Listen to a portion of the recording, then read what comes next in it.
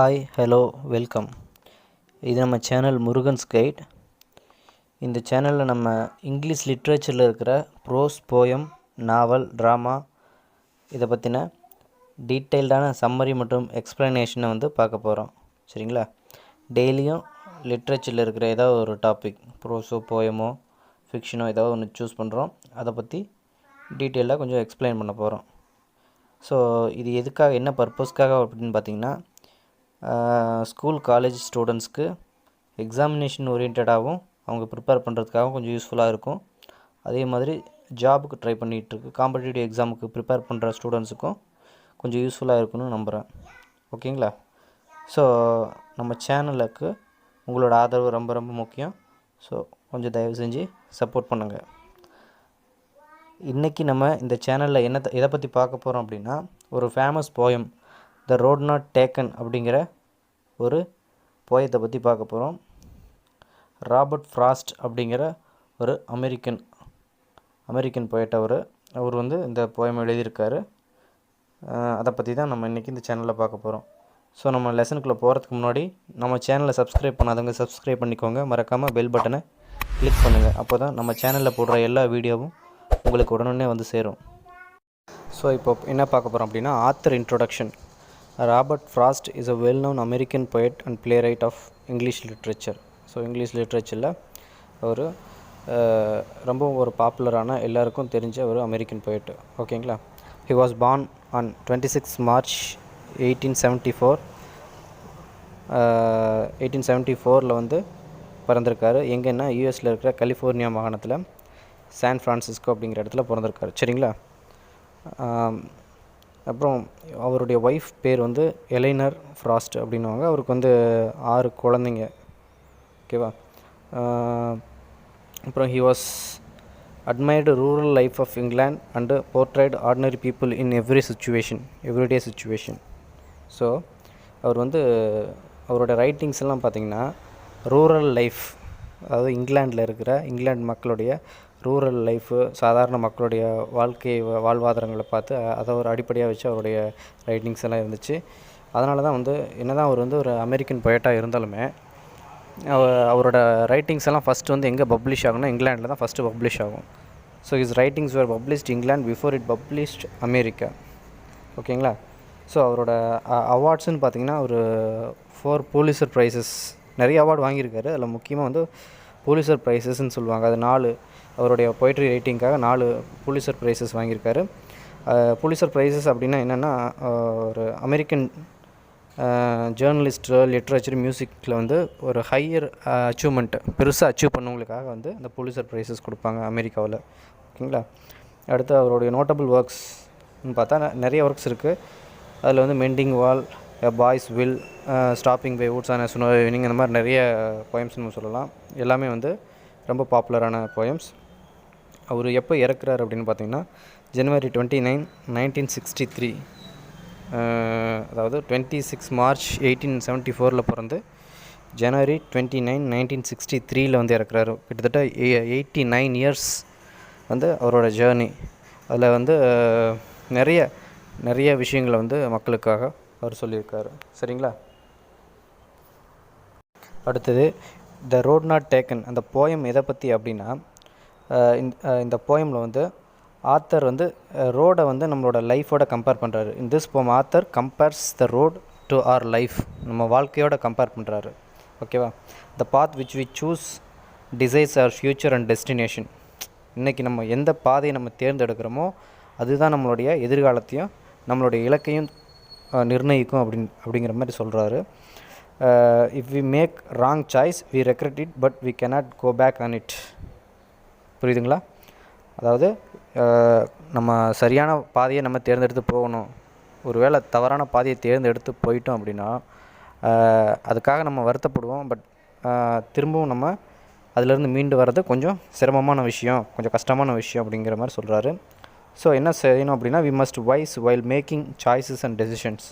நம்ம ஒரு வாழ்க்கையில் நமக்கு தேவையான இடத்துல, இக்கட்டான சூழ்நிலையில் நம்ம ஒரு முடிவு எடுக்கும் பொழுதும், ஒரு வாய்ப்பை நம்ம தேர்ந்தெடுக்கும் பொழுதும் அதை அறிவுபூர்வமாக கரெக்டாக யோசித்து நிதானமாக நம்ம அதை தேர்ந்தெடுக்கணும். இல்லை அப்படின்னா வாழ்க்கையில் சில விஷயங்களை தவறான விஷயங்களை நம்ம தேர்ந்தெடுத்தோம் அப்படின்னம்னா அதுக்கான விலையை நம்ம கொடுக்க வேண்டியது இருக்கும் அப்படிங்கிற மாதிரி சொல்கிறாரு. ஓகேங்களா? ஸோ அடுத்து நம்ம வந்து ஸ்டான்ஸா வைஸ் நம்மளோட போயமோட எக்ஸ்ப்ளனேஷன்ஸ் பார்க்கலாம். 2 roads diverged in yellow wood, and sorry I could not travel both, and be one traveller. Long I stood and looked down, one as far as I could, to where it bent in the undergrowth. So once the poet was walking down the road, and then there was a two diversion. So என்ன பண்ணுறாரு, 2 roads diverged in a yellow wood. yellow wood இந்த இடத்துல yellow woodனு author எதை சொல்கிறாரு அப்படின்னா ஆட்டம் சீசனை represent பண்ணுறாரு. ஆட்டம் சீசன்னா இலையுதிர் காலத்தில் வந்து நம்ம எப்படி இருக்கோம் அப்படின்னா இலைகள்லாம் மரத்துலேருந்து கீழே உதிர்ந்து சருகா காஞ்சி இலையெல்லாம் காஞ்சி பழுப்பு நிறமாக இருக்கும் பார்த்திங்களா, அதை தான் வந்து எல்லோ வுட். அந்த காஞ்ச இலைகள் வந்து அந்த காடு ஃபுல்லாக வந்து பரவி இருக்குது அப்படிங்கிறத அவர் சொல்கிறாரு. சரிங்களா? பண்ணுறாரு இந்த 2 roads diverged. ஸோ ஒரு நாள் வந்து ஆத்தர் ஒரு பாதையில் நடந்து போயிட்டுருக்காரு. திடீர்னு பார்த்திங்கன்னா அந்த இடத்துல வந்து பாதை ரெண்டாக பிரியுது. சரிங்களா? And sorry I could not travel both. இவர் வந்து ஒரே ஒரு ஆள் தான். ஓகேவா? So there are 2 different paths and he had to choose one out of them. ஒரு ஆள் 2 பாதையில் ஒரே நேரத்தில் நம்ம பயணிக்க முடியாது இல்லையா? அதனால் வந்து அந்த இடத்துல ஒரு இக்கட்டான சூழ்நிலையில் போய் நிற்கிறாரு. ஸோ இந்த 2 பாதையில் ஏதாவது ஒரு பாதையை நம்ம ஏதாவது ஒரு பாதையை தேர்ந்தெடுத்து அதில் போகணும் அப்படிங்கிற இன்னும் அங்கே நின்று யோசிச்சிட்ருக்காரு. அடுத்து என்ன சொல்கிறாருன்னா, the poet kept standing there and looked at the path very carefully as far as he could see it. the poet என்ன பண்ணுறாரு, அங்கேயே நின்று ரொம்ப கேர்ஃபுல்லாக வந்து அந்த பாதையை பார்க்குறாரு. 2 பாதையுமே பார்க்குறாரு. he was able to see the path till from where it curved, after which it was covered with trees and small plants. ஓகேவா? ஸோ அங்கேயே நின்று அந்த பாதை 2 பாதையுமே போய் எங்கே போய் முடியுதுன்னு பார்க்குறாரு. பார்த்திங்கன்னா ஒரு வளைவு, ஒரு சின்ன வளைவு வரைக்கும் தெரியுது அந்த பாதைகள். அதுவுமே பார்த்திங்கன்னா அதில் சில மரங்கள், சின்ன சின்ன குட்டி தாவரங்கள்லாம் வந்து அந்த வழியெல்லாம் மறைச்சிருச்சு. அதனால் அவரால் சரியாக அதை பார்க்க முடியல. So we take time to think about the pros and cons, whether it is suitable for us or not. So think பண்ணுறாரு. ஓகேவா? ஸோ டக்குன்னு போனோம், நடந்து போனால் 2 பாதை பிரியுது, ஏதாவது ஒரு பாதையில் தேர்ந்தெடுத்து நம்ம போயிடலாம் அப்படின்னு சொல்லி நம்ம உடனே டெசிஷன் எடுக்கக்கூடாது. ஸோ அந்த இடத்துல கரெக்டாக நம்ம டெசிஷன் எடுத்து போகணும். அந்த பாதை நமக்கு சரியான பாதையாக, நம்ம போகிற இடத்துக்கு இந்த பாதை நம்மளை கரெக்டாக கொண்டு போகுமா, அதில் இருக்கிற நல்லது என்ன கெட்டது என்ன அப்படிங்கிறத கரெக்டாக யோசிக்கணும் அப்படிங்கிறத அவர் அந்த இடத்துல நின்று நமக்கு எக்ஸ்பிளைன் பண்ணுறாரு. சரிங்களா? அடுத்து ஸ்டான்ஸா 2 என்ன சொல்கிறாருன்னா, then took the other just as fair and having perhaps the better climb, because it was grassy and wanted wear, though as for that the passing there had warned them really about the same. So இந்த ஸ்டான்ஸால் அவர் என்ன சொல்கிறாருன்னா, he says just as fair, so he felt that both paths were equally good and started walking on one of them. ஓகேவா? 2மே பார்க்குறக்கு ஒரே மாதிரியே இருக்குது. அதனால் என்ன பண்ணுறாரு, சரி கொஞ்ச நேரம் யோசிச்சுட்டு திடீர்னு ஒரு பாதையில் அவர் சரி இந்த பாதையை நம்ம தேர்ந்தெடுத்துக்கலாம் அப்படின்னு போகிறாரு. Maybe he felt that the path were better for him, so he chose it as it had grass on it, which means that it was unused. Okay, so எதனால் அப்படின்னு சொல்கிறாருன்னா, அவர் வந்து ஒரு லெஸ் ட்ராவல்டு பாத்தை வந்து சூஸ் பண்ணியிருக்காரு. எதை வச்சு நம்மளை அது லெஸ் ட்ராவல்டு அப்படின்னு சொல்கிறோம் அப்படின்னா, அவர் சூஸ் பண்ண அந்த பாதையில் வந்து கிராஸ், புல்லெல்லாம் வந்து நிறைய இருக்குது, புல் முளைச்சிருக்கு. சரிங்களா? அதனால் நிறைய பேர் நடந்து போகிற பாதைகளில் பார்த்திங்கன்னா அந்த பில்லெல்லாம் கொஞ்சம் காலில் மிதிப்பட்டு கொஞ்சம் காஞ்ச மாதிரி இருக்கும். இது வந்து பில் கொஞ்சம் ஃப்ரெஷ்ஷாக இருக்கிறதுனால கொஞ்சம் இதில் வந்து கொஞ்சம் பேர் தான் போயிருக்காங்க. ஓகேவா? ஸோ இந்த பாதையை நம்ம தேர்ந்தெடுக்கலாம் அப்படிங்கிற மாதிரி அவர் ஃபீல் பண்ணுறாரு. கொஞ்சம் தூரம் ஆனால் after he walked on the path for some distance, he realized both the paths had been worn out the same way. Okay, so both paths were similar. 2 பாதையுமே ஒரே மாதிரி தான் இருக்குது அப்படிங்கிற மாதிரி அவர் ஃபீல் பண்ணுறாரு. சரியா? நம்மளோட வாழ்க்கையிலும் அப்படி தான். even in our life we take any path or option, but all of them have the same benefits, disadvantages, problems and challenges and we must face them. So நம்மளோட வாழ்க்கையிலையும் நம்ம ஒவ்வொரு ஆப்ஷனையும் ஒவ்வொரு சாய்ஸையும் நம்ம தேர்ந்தெடுக்கும் பொழுதும் ஸோ இது நமக்கு பெட்டராக இருக்கும், இதுதான் நம்ம தேர்ந்தெடுத்தது தான் நம்ம பெஸ்ட்டு அப்படின்னு சொல்லி நம்ம நினச்சி நம்ம அதை எடுத்துக்கலாம்.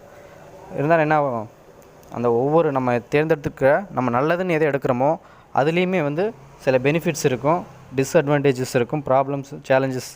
ஓகேவா? அதில் சில நன்மை தீமைகள் இருக்கலாம், பிரச்சனைகள் வரலாம், சவால்கள் இருக்கலாம். எல்லாத்தையும் வந்து என்ன பண்ணணும், நம்ம ஃபேஸ் பண்ணணும் அப்படிங்கிற மாதிரி ஆத்தர் சொல்கிறாரு. சரிங்களா? அடுத்து பார்த்திங்க third stanza. And both that morning equally lay in leaves, no step had trodden black. How I kept the first for another day, yet knowing how way leads on to way, I doubted if I should ever come back. இந்த ஸ்டான்ஸால் author என்ன சொல்கிறாரு அப்படின்னா, காலையில் அவர் பார்க்கும் பொழுது 2 பாதையுமே ஒரே மாதிரியே தான் இருந்துச்சு. The poet says that both the paths were similar that morning. Both had leaves on them. ஓகேவா? 2 பாதையிலுமே இலைகள்லாம் விழுந்துருந்துச்சு. ஆனால் கொஞ்சம் ஒரு இது வந்து லெஸ் ட்ராவல்டாக தெரிஞ்சதுன்ட்டு சூஸ் பண்ணி போகிறாரு. ஸோ அவரோட மனசில் இன்னொரு எண்ணம் இருக்குது. என்னென்னா, ஃபஸ்ட்டு இந்த பாதையை, முதல் பாதை, 2வது பாதையை நம்ம ஒரு பாதையை நம்ம இப்போ போகலாம், அடுத்த பாதை இன்னொரு நாள் வரும்பொழுது நம்ம இன்னொரு நாள் வந்து அந்த பாதையை யூஸ் பண்ணிக்கலாம் அப்படின்னு சொல்லிட்டு போகிறாரு. ஓகேவா? He decided that day he would take one path and keep the other path for another day அப்படின்னு சொல்கிறாரு. ஓகேவா? இப்போது இந்த பாதை நம்ம தேர்ந்தெடுக்கிறோம், இன்னொரு நாள் வரும்பொழுது நம்ம அந்த பாதையில் போகலாம் அப்படிங்கிற மாதிரி சொல்கிறாரு. Even in our life, once we choose an option, we must keep on moving ahead with the option, and we never get chance to come back and get other option. புரியுதுங்களா? நம்ம வாழ்க்கையில் அப்படி தான், நம்ம ஒரு பாதையை நம்ம தேர்ந்தெடுத்துட்டோம் அல்லது ஒரு வாய்ப்பில் நம்ம போயிட்டோம் அப்படின்னா, ஒரு ஆப்ஷனை நம்ம சூஸ் பண்ணிட்டோம் அப்படின்னா கூட அதை நோக்கி நம்ம போயிட்டே தான் இருக்க முடியும். ஓகேங்களா? ஸோ அதில் பாதி வரைக்கும் போயிட்டு இல்லை நம்ம திரும்பி போயிடலாம், திரும்பி போயிட்டு வேறு வழிக்கு போகலாம் அப்படின்னு சொல்லி நீங்கள் போக முடியாது. அப்படி வந்தாலுமே ஏற்கனவே நீங்கள் விட்ட அந்த சாய்ஸு, அந்த ஆப்ஷன் வந்து அங்கே இருக்குன்னு நமக்கு ஷூராக நம்ம சொல்ல முடியாது. சரிங்களா? ஒரு தடவை தவற விட்ட வாய்ப்பு நம்ம திரும்பவும் பெற முடியாது. ஸோ அதனால தான் நம்ம ஆப்ஷன்ஸ் நம்ம செலக்ட் பண்ண, ஒரு டெசிஷன் எடுக்கும்பொழுது அதை கரெக்டாக டிசைட் பண்ணணும் அப்படின்னு சொல்கிறாங்க ஆத்தர். அடுத்து ஸ்டான்ஸா 4 என்ன சொல்கிறாருன்னா, I shall be telling this with sigh somewhere ages and ages hence, 2 roads diverged in a road, and I took the one less travelled by, and that has made all the differences. He says that in the future he will take a deep breath and say, once upon a time he had reached such a point in life that there were 2 options for him, and he travelled on that road which had been less number of people or less travelled. That decision decides his future அப்படின்னு சொல்கிறாரு. ஓகேவா? So ரொம்ப நாளைக்கு ஃப்யூச்சரில் வந்து நான் என்ன சொல்லுவேன் அப்படின்னா, நான் வாழ்க்கையில் இந்த மாதிரி ஒரு இடத்துக்கு போயிட்டுருக்கும் பொழுது 2 பாதை வந்துச்சு. ஓகேவா? அதில் ஒரு பாதையை தேர்ந்தெடுத்து வந்தேன் நான். அதுதான் என்னோடய வாழ்க்கையை வந்து அது தீர்மானிச்சது அப்படின்னு சொல்லி நான் ஃப்யூச்சரில் நான் சொல்லுவேன். ஓகேவா? அப்படின்னு சொல்கிறாரு. நம்மளோட லைஃப்லேயுமே அப்படி தான், நம்ம எடுக்கிற அந்த டெசிஷன் தான் நம்மளோட ஃப்யூச்சரை டிசைன் பண்ணும். ஓகேவா? நம்மளோட டெசிஷன் மேக்கிங் தான் அந்த ஃப்யூச்சரை கரெக்டாக டிசைன் பண்ணணும்னு சொல்கிறாங்க. that has made all the differences in his life. Maybe it's positive or negative, good or bad, எது வேணாலும் இருக்கலாம். ஓகேவா? This is very strong message for all the students that you should be wise and careful making choices out of the options. ஓகேவா? So your future depends on the choices that you make today. So மாணவர்கள் வந்து நீங்கள் ஒவ்வொரு தடவையும் உங்களோட வாய்ப்பில் உங்களுடைய choice, உங்களோட ஆப்ஷனை வந்து சூஸ் பண்ணும்போது ரொம்ப கேர்ஃபுல்லாக இருக்கணும். ஸோ உங்கள் ஃப்யூச்சர் எதை டிபெண்ட் பண்ணி இருக்குது அப்படின்னா, இன்றைக்கி என்ன சாய்ஸ், இன்றைக்கி என்ன ஆப்ஷன் நீங்கள் சூஸ் பண்ணுறீங்களோ, இன்றைக்கி என்ன பாதையை நீங்கள் தேர்ந்தெடுக்கிறீங்களோ அதை பொறுத்து தான் உங்களுடைய வாழ்க்கை அமையும் அப்படிங்கிறத ஆத்தர் வந்து தெளிவாக சொல்கிறாரு. Thank you so much. மேலும் நிறைய வீடியோ பார்க்குறதுக்கு நம்ம சேனலை மறக்காமல் லைக் பண்ணுங்கள், ஷேர் பண்ணுங்கள், சப்ஸ்கிரைப் பண்ணுங்கள். நம்ம சேனலோட நிறை குறைகளை வந்து மறக்காமல் கமெண்ட் பாக்ஸில் தெரிவிங்க. ஏதாவது மாற்றங்கள் தேவை அப்படின்னா அதை நம்ம கண்டிப்பாக மாற்றிக்கலாம்.